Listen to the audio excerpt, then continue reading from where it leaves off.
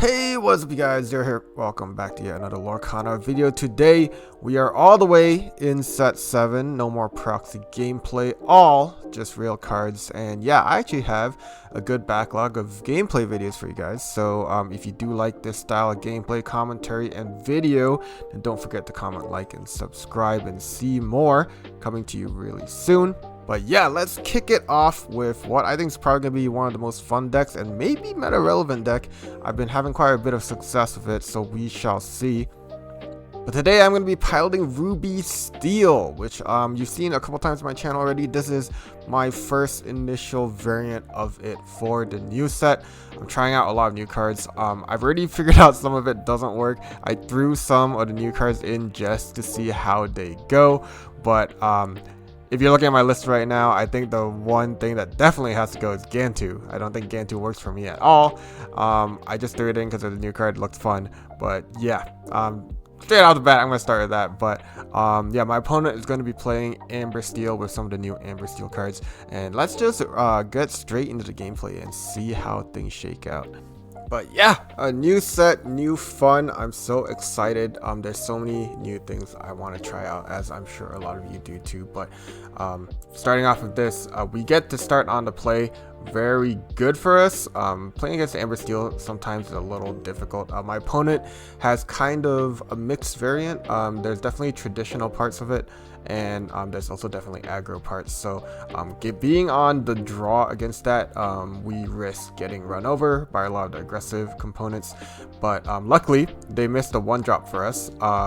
They placed me on 2. On 3 we shift our Robin Hood and immediately sing Whole New World. We are trying to run Whole New World in this Ruby Steel package. I really like it, especially with the addition of the new Mulan, who helps you cycle cards much like Simba used to do. But this Mulan we can shift into the big 7 cost as well. Very, very nice. One of my favorite steel cards to come out of this set. But yeah, after our Whole New World, our opponent does attempt to go wide with 2 daisies and a Cinderella, and they're gonna trade their Shmi into us, which is fine, I think. Not a big deal. For 4, we are gonna be putting out our Raya. I really like this card in Ruby Steel. As you'll come to see, a lot of the shenanigans that I'm gonna try to pull off in Ruby Steel involves readying characters, and Raya really helps us with that once she's on the board. Usually I don't really like playing her on turn 4 because you don't immediately get her ability off. She is actually from a previous set, not even this set, but when you ink a card just once per turn, so not very useful in Sapphire, but once you do that, you get to ready a character. So yeah, my opponent is going to be questing with her daisies. And here we are just going to showcase just a little bit of the shenanigans that we are capable of. So we quest with Robin Hood here, and we managed to flood our own board. That is one thing we get to do too. We're not very an aggressive deck, but we can also threaten the field by flooding as well. But yeah, now that Robin Hood is ready, we can challenge into the Cinderella that had to sing the last turn. And we go ahead and quest with Raya as well. Reason I quest with Raya is I want to make my opponent have to make the decision here with the Pete. Is she gonna take out my Robin Hood or my Raya? I'm just putting another option out there. If either of them survive, I'll be happy. So I don't mind taking 2 Lord there for my opponent to make the choice. But yeah, pretty full board here, and my opponent goes for the daisy again. We are a very character heavy deck, so we normally hit. I don't think we've missed with the daisy yet so far.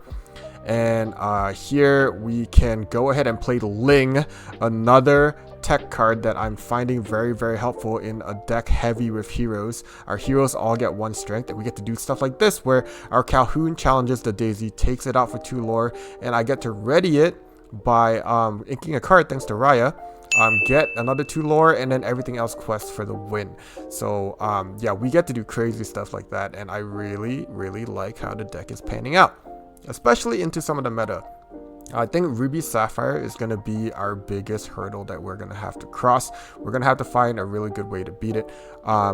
Before this set, Flynn Rider was amazing. I think I beat Ruby Sapphire quite a few times just off of Flynn Rider, and I was running Gustav in the deck. If you watch my deck profile, them together and a couple good well-placed peeps, and you kind of just run away with the game if they run too slow. But because of Bell, now Flynn Rider isn't so much of an insta win anymore, so we're gonna have to maybe find another way. I mean, Flynn will still get us there sometimes, don't get me wrong, but definitely something we're gonna have to consider changing up. But yeah, my opponent gets to be on the play this turn, and we get to see Amber Steel full form here when they get to go first, where they get to kind of swarm the field here.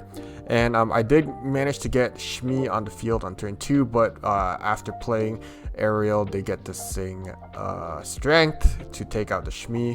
And on 3 here, I'm playing another tech card, Li Shang, Ruby Steel card, a Duel Link. So I'm running a lot of the Ruby Steel Duel Links because I think they're all pretty good for Ruby Steel, to be honest.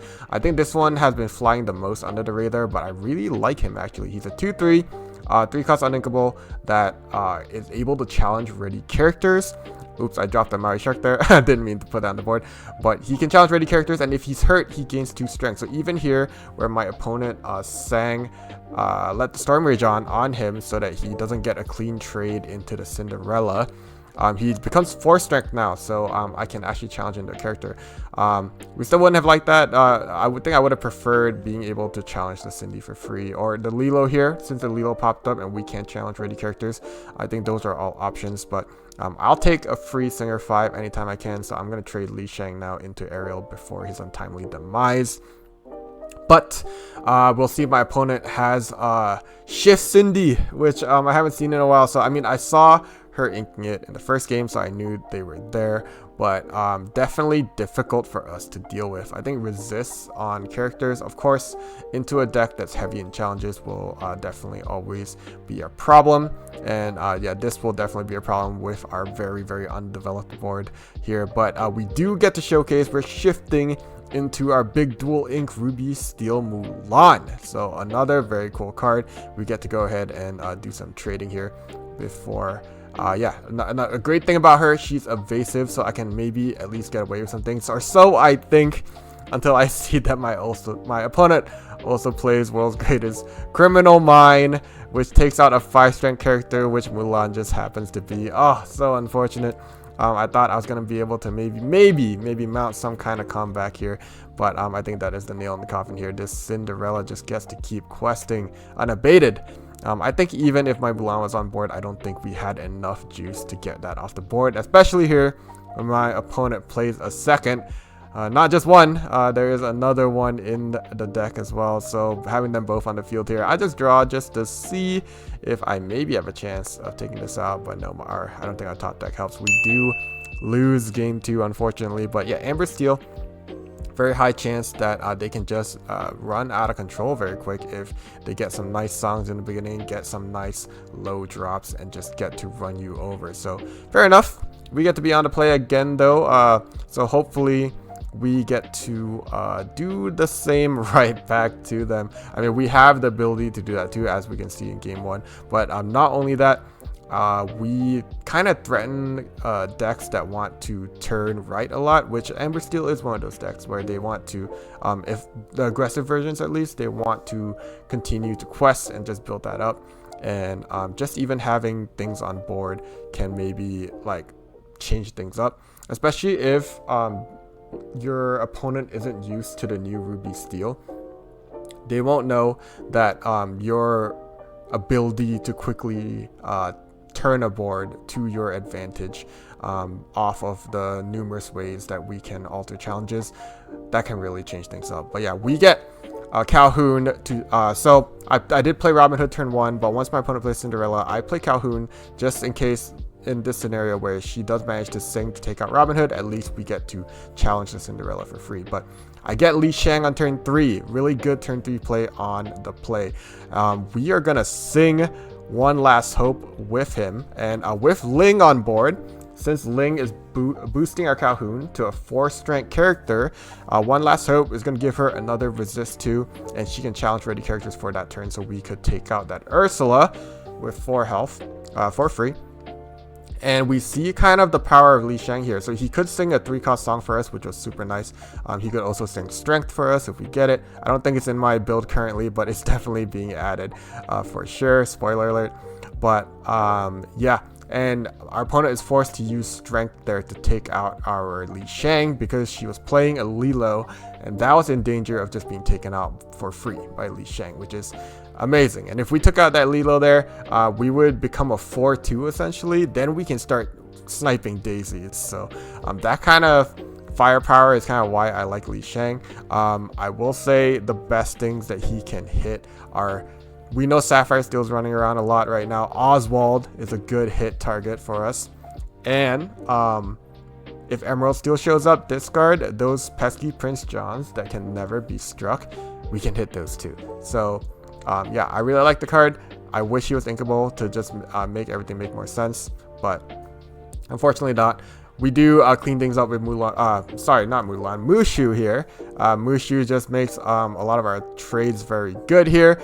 My opponent did get a very nice combo with Daisy. As we know, Amber Steel is prone to do Daisy challenges as 3-strength character, and then they get to draw 3. But we are way too wide here. We have quested for a lot. We have challenged for a lot of lore, and that's just how Ruby Steel goes. So yeah, thank you for watching this video. We have a lot more coming for you guys very soon.